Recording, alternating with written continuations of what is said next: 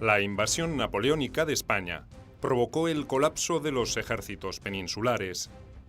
Su suerte no fue muy distinta a la que habían sufrido antes los de Austria, Prusia y Polonia, derrotados por la superioridad militar francesa. Pero a diferencia de lo que ocurrió en esos países, los vencedores tuvieron que preocuparse por la epidemia insurreccional que generó la derrota y la dispersión de las estructuras militares tradicionales.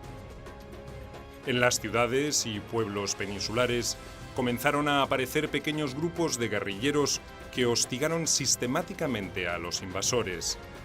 Patriotas, bandoleros o héroes románticos, los guerrilleros españoles cumplieron una función trascendente en la Guerra de la Independencia. Mantuvieron vigente la llama de la resistencia aún en los peores momentos. Obligaron a las fuerzas napoleónicas a multiplicar sus esfuerzos para reprimir a una nación que nunca lograrían sojuzgar.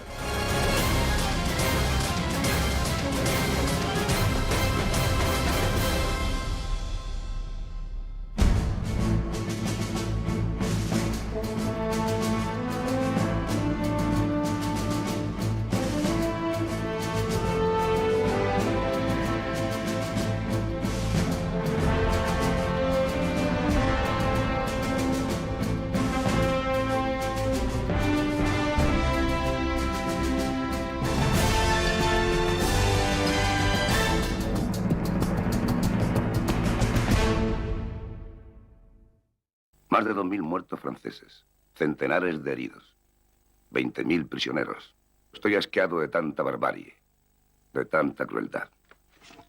Esperemos que los franceses abandonen nuestro suelo y tengan fin tantos crímenes y tantos desastres. Muertes, sacrilegios, profanaciones, abusos, violaciones.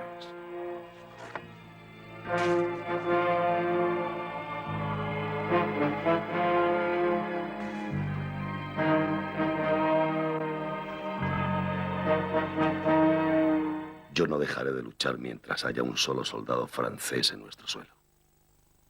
Los franceses en Europa habían disfrutado la paz de la retaguardia. En España no fue así.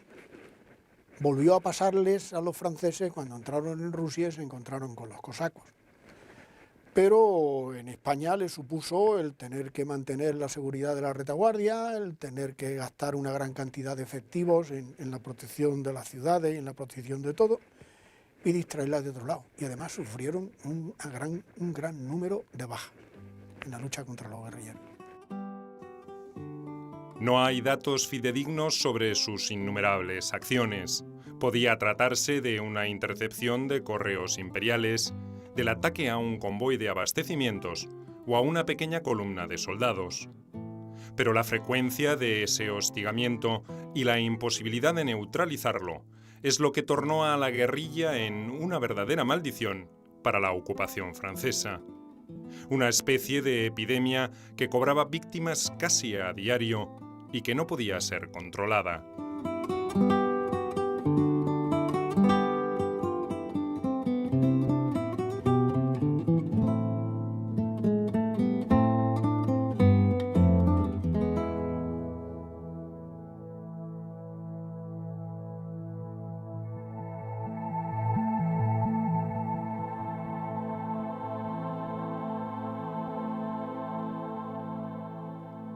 La irregularidad con que operaban esos grupos de rebeldes patriotas dificultaba su identificación para los franceses, pero también para la historia.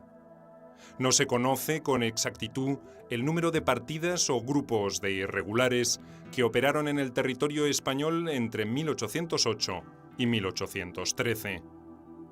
Muchos se reunirían en forma más o menos espontánea para una o unas pocas acciones, y después se dispersarían sin dejar demasiados rastros. Otros terminarían incorporados a una organización más importante antes que sus operaciones hubieran permitido identificarlos para el futuro. Las estimaciones más fiables consideran que por lo menos unas 330 partidas fueron las que hicieron imposible a los ejércitos napoleónicos un control efectivo y permanente del territorio hispano. Tenemos un pueblo empeñado, una gran mayoría de ese pueblo empeñada en resistir al francés. La forma más sencilla, más lógica, y por decirlo así, empleando la evolución histórica de las cuestiones, no va a ser crear ejércitos regulares, sino crear ejércitos irregulares. La guerrilla es fruto evidente, por lo tanto, de esa resistencia. Y es donde el ejército francés jamás hubiera previsto, en este caso, que iba a ser tan dura. No va a ser el primer caso de Europa, pero sí el más duro posiblemente. Los grupos más importantes llegaron a constituir agrupaciones de hasta 3.000 hombres que terminaron colaborando orgánicamente con los ejércitos regulares españoles o británicos. Un cálculo estimativo hace ascender a alrededor de 50.000 los combatientes que libraron esa petite guerre, como la denominaban los asombrados franceses. De esa calificación derivaría el vocablo guerrillero, utilizado para designar a grupos irregulares que ejecutan limitadas acciones de desgaste en forma sistemática contra el enemigo. No fue una reacción que pudiera considerarse inédita ni privativa de España, pero la variedad y dispersión geográfica de esa resistencia, la tenacidad y organización de esos núcleos, era por entonces desconocida en la Europa dominada por Napoleón. El emperador y sus generales, como militares clásicos que eran, no le dieron importancia a esa amenaza hasta que adquirió niveles difíciles de controlar. Las guerrillas no es que se inventasen en España, pero realmente en España es el único sitio donde tuvieron un desarrollo y una eficacia que llevó a considerarlas como una forma de guerra eficaz. Evidentemente, después de España, las guerras no dieron ocasión a este tipo de campaña, pero en el siglo XX tuvimos ocasión, la descolonización dio ocasiones sobradas para mostrar la eficacia de la guerra de guerrillas. Por la propia naturaleza de las acciones de las guerrillas, tampoco hay demasiadas precisiones sobre la envergadura de los daños provocados a los invasores franceses. Las estimaciones más fiables señalan que esas operaciones provocaron serios inconvenientes a ejércitos bien equipados y entrenados para batallas campales, pero virtualmente indefensos para protegerse de estas verdaderas operaciones comando. Hay sobrados testimonios donde los franceses reconocieron su impotencia frente a este ejército silencioso y feroz. Hay evidencias, incluso, de que los imperiales tomaron medidas especiales para impedir sus asaltos y de que, en general, resultaron ineficaces.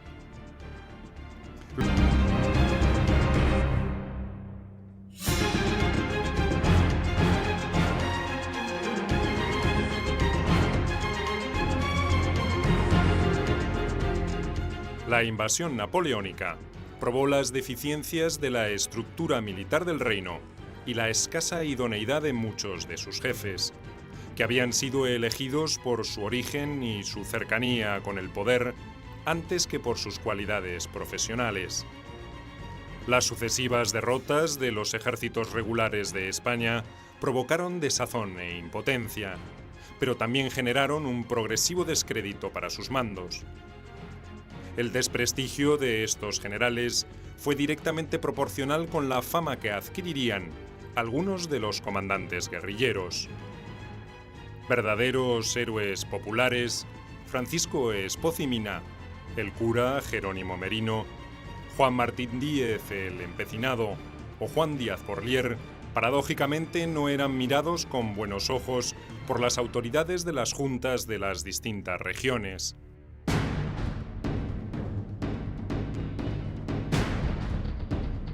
La rebelión popular siempre era mirada con desconfianza por los sectores más conservadores de esa sociedad, que tenían bien presentes los excesos que se habían cometido durante la Revolución Francesa. El espíritu anárquico de las huestes guerrilleras, sus métodos a veces más próximos a la delincuencia que a la resistencia patriótica, los hacían sospechosos. Los militares profesionales que provenían de esa élite dirigente detestaban sus pequeños éxitos, allí donde ellos habían cosechado sus mayores fracasos.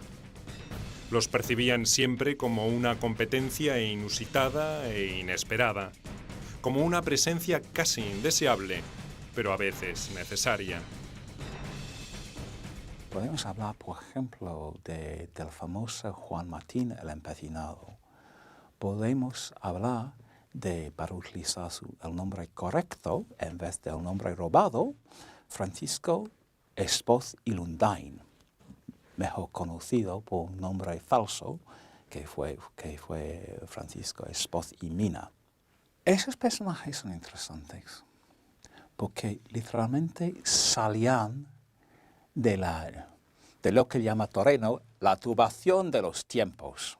Fueron campesinos, quizás no campesinos absolutamente humildes, pero campesinos.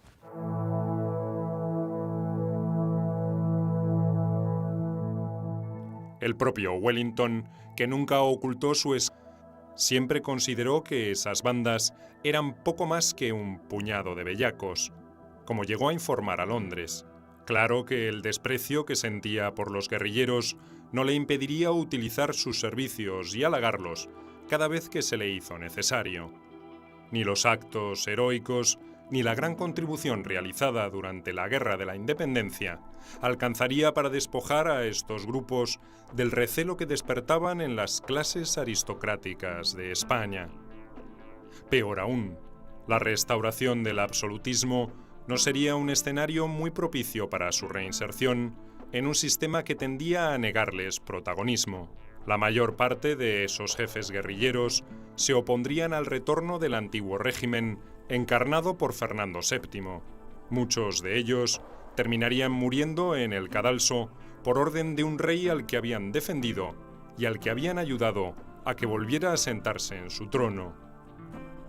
Las causas que provocaron la aparición de esos grupos de combatientes irregulares fueron diversas. La quebrada geografía hispana favoreció la actuación de estas partidas, cuya táctica principal era la sorpresa. También debe considerarse que la larga tradición de rebeldía de los campesinos contra el sistema semifeudal ayudó a su formación.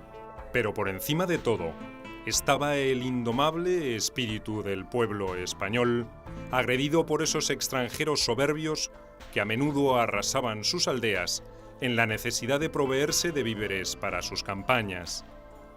Napoleón había ordenado que sus ejércitos se abastecieran en las tierras conquistadas. Era una práctica común por parte de los conquistadores de esos tiempos, pero España era un país pobre. Sus cosechas a duras penas alcanzaban en algunas regiones para el sustento de su población estable. Una masa de alrededor de 300.000 franceses incorporados a ese sistema de subsistencia era mucho más de lo que se podía soportar. La guerra se había agregado como una nueva calamidad a la que los campesinos sufrían en forma constante. Obviamente en la zona francesa, ese bandolerismo tenía un sentido político, un sentido militar. Un soldado matado por un bandolero, un soldado francés matado por un bandolero, fue un soldado francés muerto, perdido. Si desapareció una patrulla a manos de una cuadrilla bandolera, poco importaba si fue una cuadrilla bandolera. Fue un golpe contra el poder de Francia. Los particularismos regionales también incidirían en cómo reaccionarían sus habitantes frente a la ocupación francesa. En Galicia, los campesinos no eran los dueños de la tierra, pero estaban acostumbrados a explotarla como propia y hasta pelear por ella contra los intrusos de aldeas vecinas. Su fuerte instinto territorial los hacía rebelarse al enrolamiento en un ejército regular para ir a pelear en otros lugares de España. Pero no vacilarían a sumarse a grupos dispuestos a defender sus aldeas hasta las últimas consecuencias. En Aragón, en cambio, era una multitud de pequeños propietarios celosos de sus posesiones los que estaban motivados para defenderlas a cualquier precio. Son tantos los campesinos que pueden tomar un arma, ya no solo por una causa ideológica, que creo que es, y política, que creo que es lo menos, sino fundamentalmente por el concepto de la cultura de la muerte, que se habla muy poco de esto. Es decir, los muertos llaman a los vivos a la defensa, por la cultura incluso de la venganza, que se aplastase o no una partida entera, surgiría otra tarde o temprano por el efecto acción-reacción. Esto los franceses no lo pueden hacer, pues son fuerzas limitadas. En Cataluña, los grupos de autodefensa, los somatenes, habían tenido un papel destacado en la guerra librada casi 20 años antes contra la Francia revolucionaria. En esa oportunidad, el fracaso de los ejércitos profesionales había obligado a los catalanes a crear sus propias milicias para defender sus propiedades y sus vidas. Toda esa experiencia colectiva volvería a adquirir una enorme importancia para sostener una empecinada resistencia, sobre todo en las áreas rurales.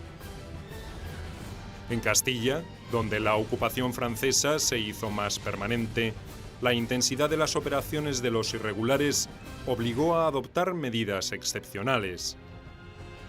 Custodiar mejor los correos, codificar los mensajes y aumentar la protección de los convoyes de armas y provisiones fueron algunas de las previsiones a las que obligaron las guerrillas. Cada una de estas decisiones tenía su costo.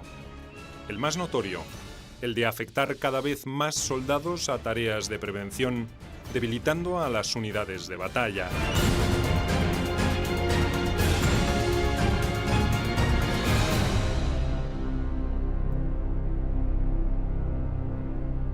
En Cataluña, el papel de las guerrillas lo asumieron los somatenes.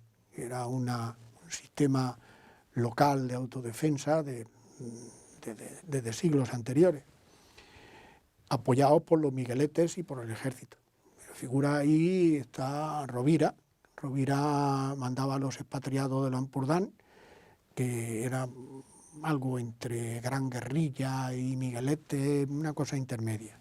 Pero hay un informe del año 1811 del Estado Mayor del Ejército Español que dice que en Cataluña no hay guerrillas. Uno de los primeros jefes guerrilleros sobre los que existe alguna constancia fue Diego López Membrilla, un campesino analfabeto que acaudilló en 1808 a un grupo de habitantes de La Mancha y atacó la retaguardia del general Dupont. En una de sus proclamas, fechada el 27 de junio de ese año, criticaba a los caballeros de la Orden de Calatrava que nada habían hecho para defender a la región de la invasión. Esta imagen del héroe popular acaudillando a pobres campesinos en defensa de la dignidad y de la independencia de España alimentó un mito romántico, pero carente de sustento real. Las clases bajas tuvieron un importante papel en la conformación de las guerrillas, pero el origen social de sus jefes casi siempre fue menos humilde que el de sus dirigidos.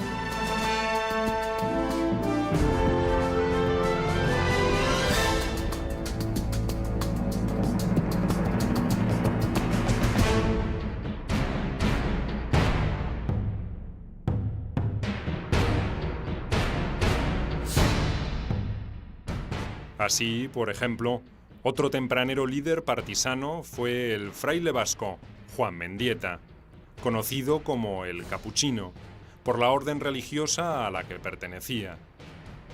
Este personaje organizó una partida en Castilla la Vieja y alcanzó una fama singular por la captura, en junio de 1809, del general Jean-Baptiste Franceschi, uno de los más destacados jefes napoleónicos.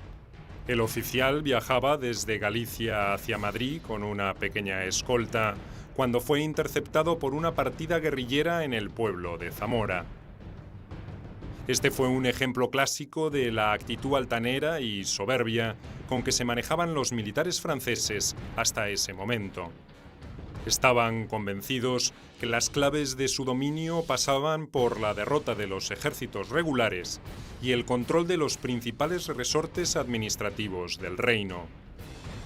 En sus cálculos no entraba lidiar con bandas de campesinos convertidos en bandoleros. Los despreciaban profundamente, pero terminaron temiéndoles más que a nadie. El mapa de España, más que como un área de frentes, como una piel de leopardo, donde cada mancha, o una es francesa, la otra de la guerrilla, una es francesa, la otra de la guerrilla. El frente en sí mismo es difícil de detectar, y eso es precisamente lo que está haciendo la guerrilla, un daño de desgaste formidable. A principios de 1808, las primeras manifestaciones de resistencia campesina, fuera cual fuera la motivación, la intercepción del correo enemigo se transformaría en una actividad habitual de las guerrillas. Las partidas de guerrillas lo que hacen es atacar las comunicaciones. Tropas que van, tropas que vienen, convoyes de correos. Son atacados siempre que son menos que los de la partida. Son atacados por sorpresa, se libra un combate muy rápido en el cual o triunfan o abandonan y se apropian de lo que llevan los soldados. Sobre todo se apropian supongo que de las cosas de valor, pero se apropian sistemáticamente del correo. Montar operativos para fines tan modestos como el de capturar un correo solitario podía ser el primer escalón de una carrera brillante. Ese fue el caso de Juan Martín Díez, un pequeño propietario de Burgos y antiguo cabo del ejército español. En abril de 1808 armó una pequeña partida para capturar correos franceses que iban y venían desde Madrid. No tardó en sumar a su causa a sus hermanos y a encarar acciones más complejas. Apenas un año después, mandaría sobre miles de hombres y se convertiría en el Empecinado, una figura mítica de la resistencia popular hispana. A tanto llegaría su poder que el 12 de agosto de 1811 precedería al mariscal Wellington en la entrada triunfal a Madrid después de la victoria de los Arapiles. Wellington se llevó muy bien con Julián Sánchez el Charro. Julián Sánchez mandaba una guerrilla de caballería que luego se convirtió en un regimiento de lanceros y que siempre iba delante de las tropas de Wellington. Pero Wellington era muy especial. Entonces, con los otros guerrilleros, aquellos hombres que venían tan mal vestidos, no le gustaba mucho. No le gustaba mucho. Era un dandy, un perfeccionista, y aunque le daban informaciones muy valiosas, porque los guerrilleros daban informaciones muy valiosas, tanto al ejército nuestro como al ejército inglés, capturaban correos, le llevaban las órdenes a uno y otro, etcétera, etcétera, no le gustaba mucho. Mandar una fuerza equivalente a una división de un ejército regular sería para los guerrilleros un desafío con el que se enfrentarían al final de la Guerra de la Independencia. No todos estaban preparados ni tendrían la capacidad para adaptarse a los nuevos requerimientos de la guerra. El empecinado escribiría en 1811 que ya no era posible infligir suficiente daño con la simple táctica del ataque sorpresa y de una rápida retirada. La concentración se imponía para emprender objetivos mayores. Esa tendencia también estaba vinculada con el incremento de la confianza que los guerrilleros tenían en sus propias fuerzas. No era para menos. Después de 2 o 3 años de campaña permanente, se habían transformado en los soldados más veteranos de España. los regimientos de voluntarios de Navarra. En el caso de Espoz-y-Mina, tenía Juan Martín el Empecinado, los voluntarios de Guadalajara, por ejemplo. Y esos campesinos se convirtieron literalmente en generales. Y hay que reconocer su visión. Estos ejércitos de las sombras tenían ojos y brazos en todos lados. Atacaban objetivos militares o bien minaban la confianza del enemigo con tácticas imaginativas y muy dañinas. El abastecimiento de provisiones era uno de los puntos débiles para los ejércitos franceses y uno de los objetivos favoritos de los guerrilleros. Los jefes napoleónicos tenían que enviar pequeñas partidas de soldados a requisar alimentos en una campiña cada vez más devastada. Los rebeldes irregulares solían conocer de antemano esas rutinas y atacaban a los destacamentos. Muertos, prisioneros o fugitivos, el saldo era el mismo para el resto de las fuerzas enemigas. Habría temor y escasez de comida en los próximos días.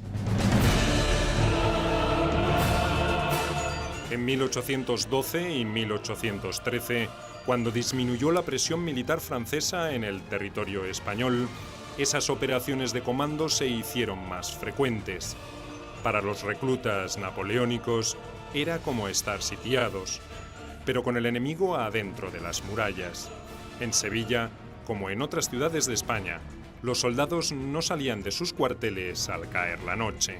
Aventurarse por las callejuelas oscuras era correr un alto riesgo de morir apuñalado o con el cuello cortado. El menor control sobre los caminos incentivaba los ataques contra las líneas de abastecimiento. En ocasiones, lo que no le llegaba a un militar otrora acostumbrado a la abundancia de recursos era el calzado y el uniforme, además del pan. Tenía que enfrentar a un enemigo que rara vez mostraba su rostro y que cuando lo hacía luchaba con reglas propias de bandoleros y no de soldados. Había un temor grande, un temor constante, un estrés continuo, Y lo que sí tenemos en las memorias es cuando esos soldados cruzan el río Bidasoa para volver a Francia. Hay casos en que literalmente se tiraron a sus rodillas y besaron al suelo de Francia para escaparse de una guerra que sí, por toda la matización que he hecho, una guerra que sí fue diferente. Las tácticas y el despliegue de los guerrilleros se adaptaban a las particularidades de cada región y de cada jefe. Miguel Díaz, con su escuadrón volante de Fernando VII, como bautizó a su grupo de alrededor de 140 hombres, llegó a operar por gran parte del centro de España y durante casi toda la guerra. En cambio, los campesinos gallegos, acaudillados por el capitán Bernardo González, Cachamuiña, o el cura Mauricio Troncoso, volvieron a sus ocupaciones después de contribuir a echar a los franceses de sus tierras. Algunos grupos eran poco menos que bandoleros que enarbolaban un supuesto patriotismo para ocultar sus intenciones delictivas. Otros, como el encabezado en Navarra por Francisco Espoz-y-Mina, hacían gala de una disciplina digna del mejor cuerpo militar. Usaban el pelo cortado al rape, vestían un uniforme inventado por Mina y se hacían llamar la División Navarra. Los franceses lograron dominar en los ambientes urbanos, en las ciudades, pero la Diputación de Navarra pues, se exilió y se organizó desde Ágreda y que organizó su resistencia. Y en los decretos de 1810 pues, también pues, anulaban todas sus diríamos, organizaciones tradicionales, las instituciones, desde el Virrey, el Consejo Real, el Tribunal Supremo, la Diputación y la Cámara de Cómputos, y por tanto iba contra sus principios y donde hubo una gran resistencia importante. Ahí el núcleo guerrillero fue realmente importantísimo, ¿no? Llegaron a tener hasta más de 11.000 hombres armados, ¿no? Espocimina fue uno de los grandes diríamos, temidos por los ejércitos napoleónicos. La división navarra se hizo famosa por sus numerosas hazañas, alcanzadas gracias a su notable espíritu de cuerpo y de disciplina.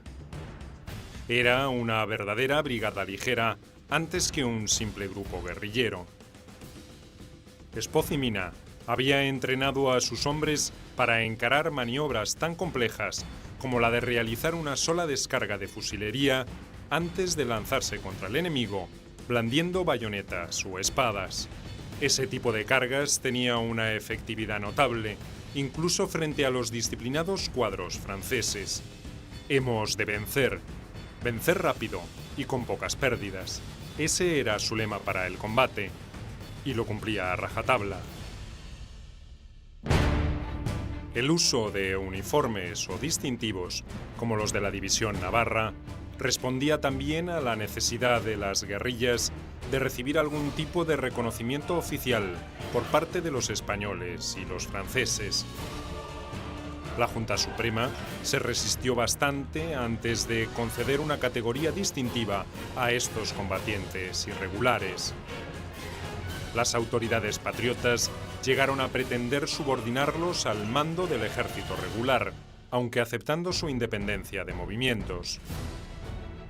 A fines de 1808, cuando la ofensiva napoleónica había destrozado su poder militar, la Junta decidió conferirles el estatus de corsarios terrestres. La aceptación de este reconocimiento por parte de los guerrilleros perseguía la intención de ser tratados como soldados y no como simples bandoleros para el caso de ser capturados. Era la distancia entre sufrir el maltrato de un prisionero de guerra o de morir en la horca o el garrote como un delincuente común. Desde el principio, la autoridad, la Junta Central y la Regencia empiezan a promulgar reglamentos. El primer reglamento de diciembre de 1808, en el que habla ya, pero curiosamente no habla de guerrillas, habla de partidas, de una milicia nueva, de partidas de combatientes patriotas. Luego está el reglamento del corso terrestre, que es de 1809, y ya el de 1811 ya sí habla de guerrillas. En esos reglamentos pues se marca los objetivos que tienen que cumplir las guerrillas, que son en primer lugar la protección de sus lugares de origen, para que no entren los franceses a recoger víveres o a imponer contribuciones. El endurecimiento de las represalias contra las tropas irregulares aumentó a medida que los franceses descubrieron la imposibilidad de terminar con este fenómeno que les dificultaba el dominio de un territorio determinado.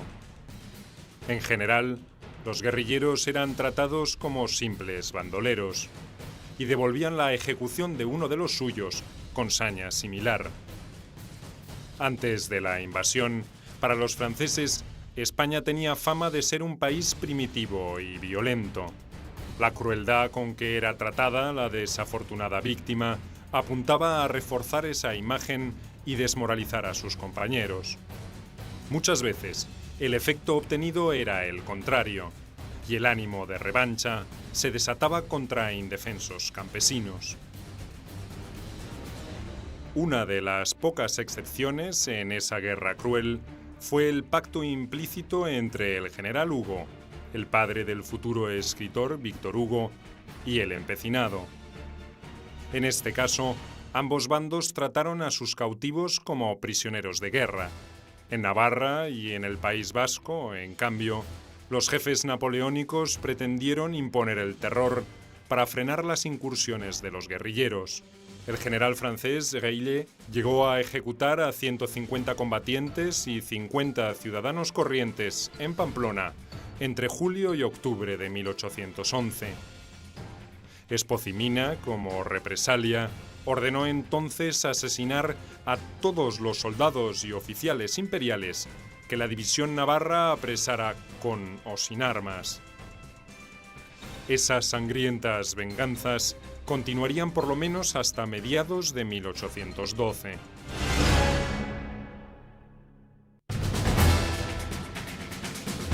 Los mitos creados en torno a estos líderes guerrilleros suelen describirlos como simples campesinos, a menudo analfabetos, luchando abnegadamente por su patria chica o por la liberación de España. La verdad es que esta imagen está más emparentada con la leyenda romántica que con la realidad. El mayor porcentaje de los jefes de los grupos guerrilleros responde a la categoría de pequeños propietarios o trabajadores rurales con dominio sobre sus tierras. Es el caso del empecinado o de Espocimina. Le siguen los representantes de algunos de los sectores más privilegiados del reino: clero, ejército o profesiones liberales. El cura Merino, el capuchino, Juan Díaz Porlier o Juan Palarea, el médico, encarnan alguna de estas características.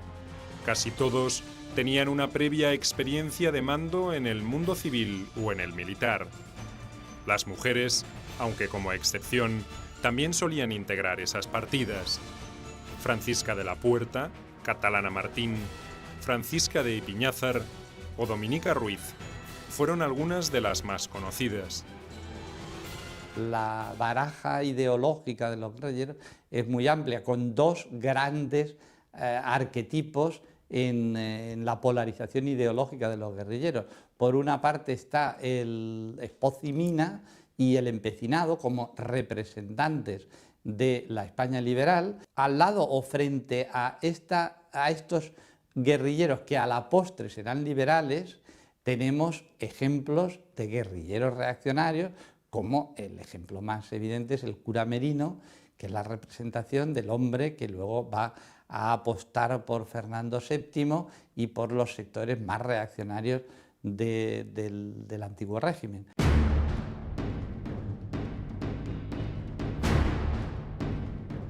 Por el conocimiento del terreno donde operaban, las partidas de irregulares se movían en general como pez en el agua. Solían tener adhesión plena de los pobladores de aldeas y ciudades, que les servían además como sus ojos y oídos, delatando todos los movimientos de los franceses. En ocasiones ocurría lo contrario, y la población civil se quejaba de los abusos que las guerrillas cometían en nombre de la causa patriótica.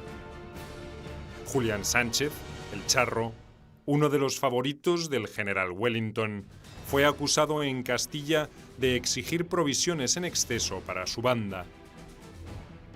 Sin embargo, lo habitual era que contaran con la simpatía popular y con un reconocimiento que se expresaba en coplas y canciones simples que durante mucho tiempo recordarían sus correrías. El empecinado fue elevado a la categoría de héroe nacional y hasta se escribieron obras de teatro que exaltaban sus hazañas. Y el empecinado lo que quería era los intereses nacionales.